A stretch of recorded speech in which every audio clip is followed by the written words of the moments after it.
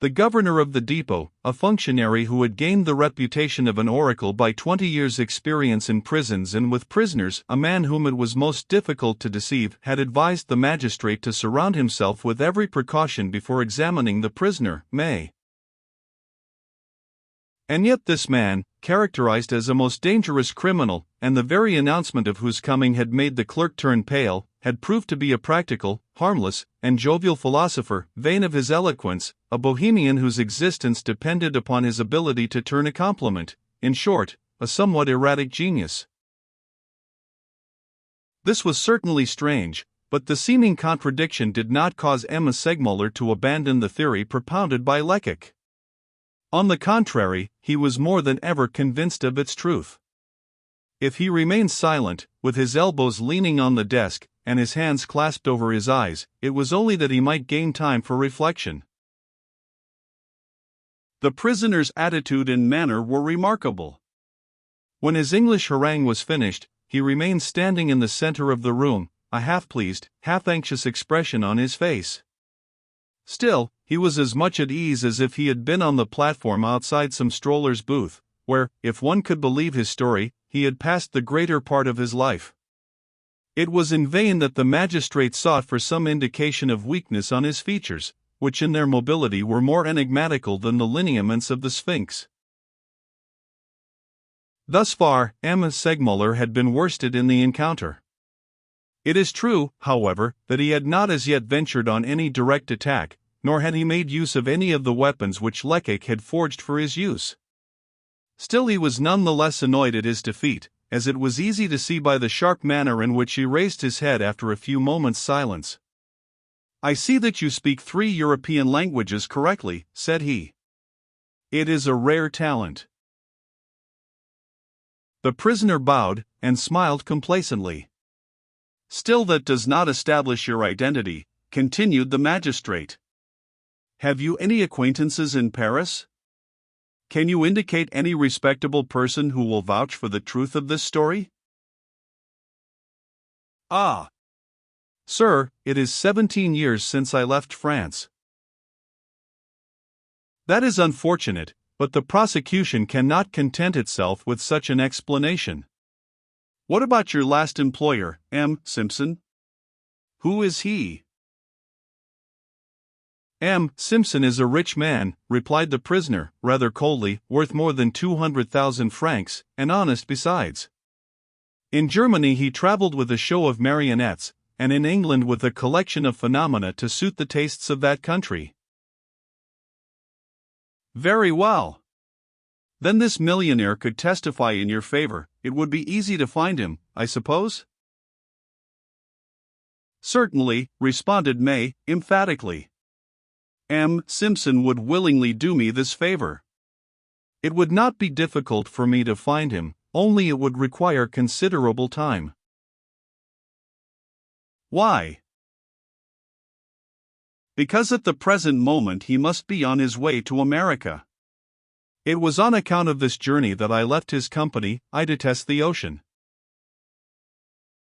A moment previously Lecoq's anxiety had been so intense that his heart almost stopped beating. On hearing these last words, however, he regained all his self-possession.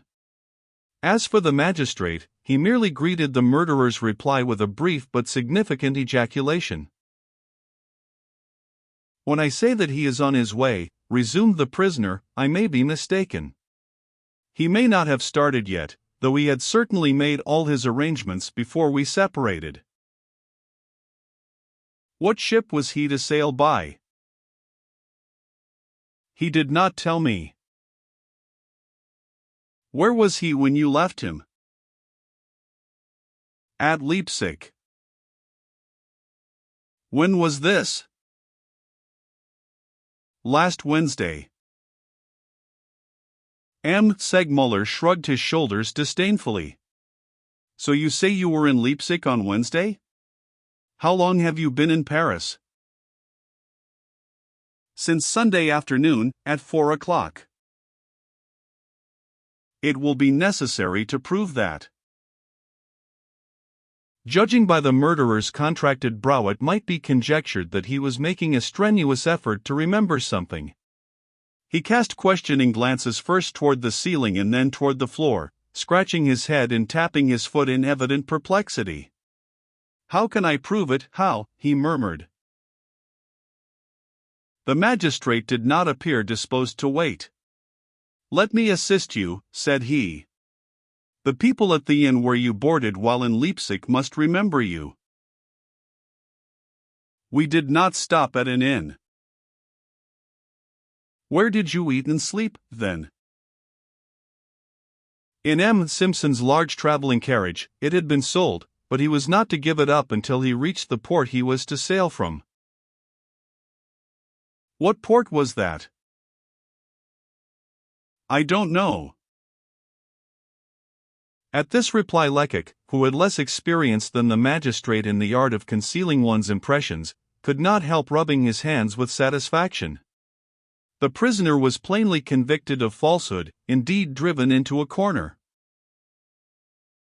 "So you have only your own word to offer in support of this story?" inquired M. Segmuller. "Wait a moment," said the prisoner, extending his arm as if to clutch at a still vague inspiration. "Wait a moment. When I arrived in Paris I had with me a trunk containing my clothes. The linen is all marked with the first letter of my name, and besides some ordinary coats and trousers, there were a couple of costumes I used to wear when I appeared in public." "Well, what have you done with all these things?" "When I arrived in Paris, I took the trunk to a hotel, close by the Northern Railway station." "Go on. Tell us the name of this hotel," said M. Segmuller, perceiving that the prisoner had stopped short, evidently embarrassed. "That's just what I'm trying to recollect. I've forgotten it. But I haven't forgotten the house. I fancy I can see it now, and, if someone would only take me to the neighborhood, I should certainly recognize it. The people at the hotel would know me, and, besides, my trunk would prove the truth of what I've told you." On hearing this statement, Lecoq mentally resolved to make a tour of investigation through the various hotels surrounding the Gare du Nord. "Very well," retorted the magistrate. "Perhaps we will do as you request. Now, there are two questions I desire to ask. If you arrived in Paris at 4 o'clock in the afternoon, how did it happen that by midnight of the same day you had discovered the Poivriere, which is merely frequented by suspicious characters, and is situated in such a lonely spot that it would be impossible to find it at night time, if one were not familiar with the surrounding localities? In the second place, how does it happen, if you possess such clothing as you describe, that you were so poorly dressed?" The prisoner smiled at these questions. "I can easily explain that," he replied. "One's clothes are soon spoiled when one travels third class, so on leaving Leipzig I put on the worst things I had. When I arrived here, and felt my feet on the pavements of Paris, I went literally wild with delight. I acted like a fool. I had some money in my pocket, it was Shrove Sunday, and my only thought was to make a night of it. I did not think of changing my clothes. As I had formerly been in the habit of amusing myself round about the Barriere d'Italie, I hastened there and entered a wine shop. While I was eating a morsel, two men came in and began talking about spending the night at a ball at the Rainbow. I asked them to take me with them, they agreed, I paid their bills, and we started. But soon after our arrival there these young men left me and joined the dancers. It was not long before I grew weary of merely looking on. Rather disappointed, I left the inn, and being foolish enough not to ask my way, I wandered on till I lost myself, while traversing a tract of unoccupied land. I was about to go back, when I saw a light in the distance. I walked straight toward it, and reached that cursed hovel." "What happened then?" "Oh. I went in, called for someone. A woman came downstairs, and I asked her for a glass of brandy. When she brought it, I sat down and lighted a cigar. Then I looked about me. The interior was almost enough to frighten one. 3 men and 2 women were drinking and chatting in low tones at another table. My face did not seem to suit them. One of them got up, came toward me, and said, "You are a police agent, you've come here to play the spy, that's very plain." I answered that I wasn't a police agent. He replied that I was. I again declared that I wasn't. In short, he swore that he was sure of it, and that my beard was false. So saying, he caught hold of my beard and pulled it. This made me mad. I jumped up, and with a blow of my fist I felled him to the ground. In an instant all the others were upon me. I had my revolver, you know the rest. And while all this was going on, what were the two women doing? I was too busy to pay any attention to them. They disappeared. But you saw them when you entered the place. What were they like? Oh. They were big, ugly creatures, as tall as grenadiers, and as dark as moles. Between plausible falsehood and improbable truth, justice, human justice, and therefore liable to error, is compelled to decide as best it can. For the past hour M. Segmuller had not been free from mental disquietude. But all his doubts vanished when he heard the prisoner declare that the two women were tall and dark. If he had said, the women were fair, M. Segmuller would not have known what to believe, but in the magistrate's opinion the audacious falsehood he had just heard proved that there was a perfect understanding between the supposed murderer and Widow Chupin. Certainly, M. Segmuller's satisfaction was great, but his face did not betray it. It was of the utmost importance that the prisoner should believe that he had succeeded in deceiving his examiner. "You must understand how necessary it is to find these women," said the magistrate kindly. "If their testimony corresponds with your allegations, your innocence will be proved conclusively." "Yes, I understand that, but how can I put my hand upon them?" "The police can assist you. Our agents are always at the service of prisoners who desire to make use of them in establishing their innocence." "Did you make any observations which might aid in the discovery of these women?" Lecoq, whose eyes never wandered from the prisoner's face, fancied that he saw the faint shadow of a smile on the man's lips. "I remarked nothing," said the prisoner coldly. M. Segmuller had opened the drawer of his desk a moment before. He now drew from it the earring which had been found on the scene of the tragedy, and handing it abruptly to the prisoner, he asked, "So you didn't notice this in the ear of one of the women?" The prisoner's imperturbable coolness of demeanor did not forsake him. He took the jewel in his hand, examined it attentively, held it up to the light, admired its brilliant scintillations, and said, "It is a very handsome stone, but I didn't notice it." "This stone," remarked the magistrate, "is a diamond." "Ah." "Yes, and worth several thousand francs." "So much as that?" This exclamation may have been in accordance with the spirit of the part assumed by the prisoner, though, at the same time, its simplicity was undoubtedly far-fetched. It was strange that a nomad, such as the murderer pretended to have been, acquainted with most of the countries and capitals of Europe, should have displayed this astonishment on learning the value of a diamond. Still, Emma Segmuller did not seem to notice the discrepancy. "Another thing," said he. "When you threw down your pistol, crying, 'Come and take me,' what did you intend to do?" "I intended to make my escape." "In what way?" "Why, of course, by the door, sir, by—" "Yes, by the back door," retorted the magistrate, with freezing irony. "It remains for you to explain how you who had just entered that hovel for the first time, could have known of this door's existence."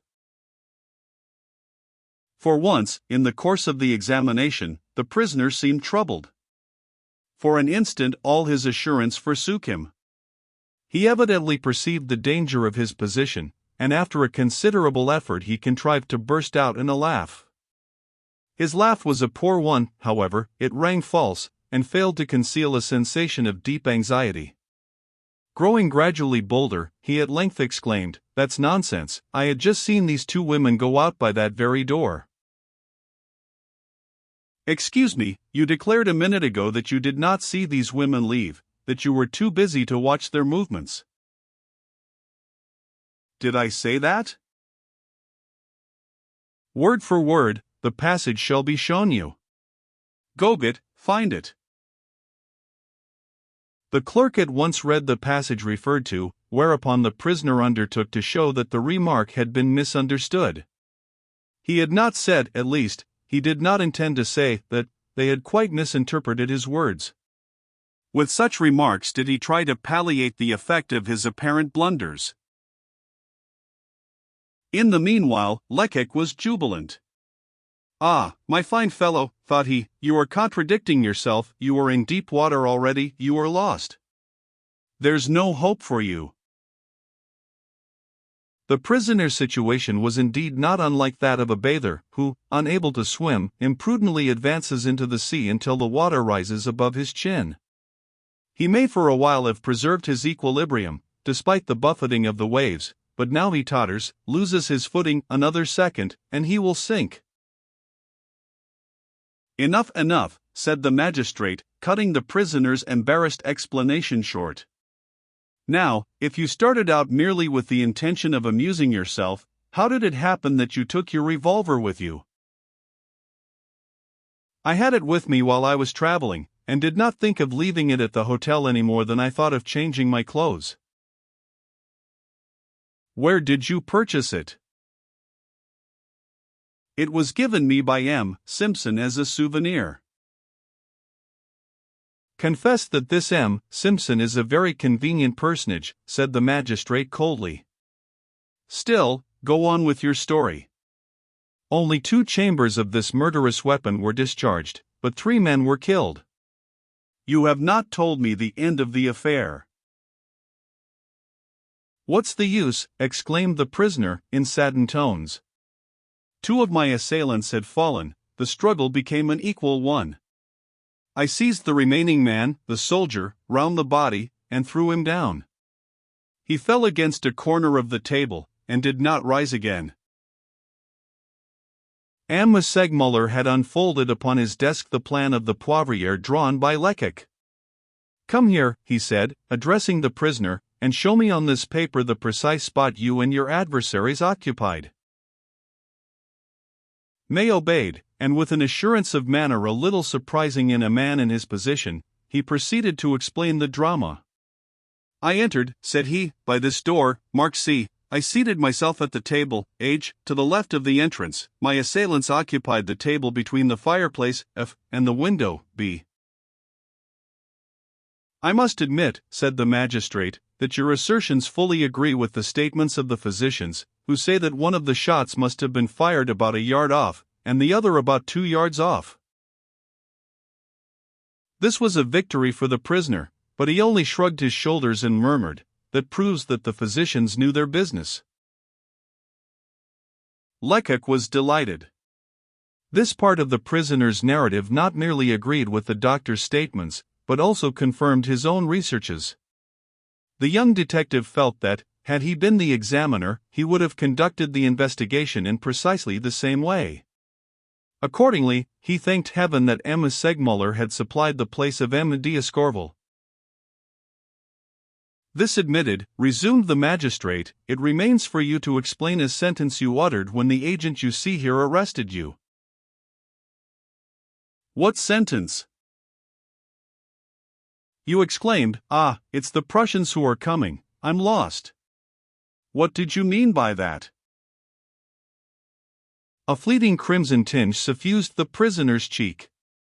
It was evident that if he had anticipated the other questions, and had been prepared for them, this one, at least, was unexpected. "It's very strange," said he, with ill-disguised embarrassment, "that I should have said such a thing." "5 persons heard you," insisted the magistrate. The prisoner did not immediately reply. He was evidently trying to gain time, ransacking in his mind for a plausible explanation. After all, he ultimately said, the thing's quite possible. When I was with Emma Simpson, we had with us an old soldier who had belonged to Napoleon's bodyguard and had fought at Waterloo. I recollect he was always repeating that phrase. I must have caught the habit from him.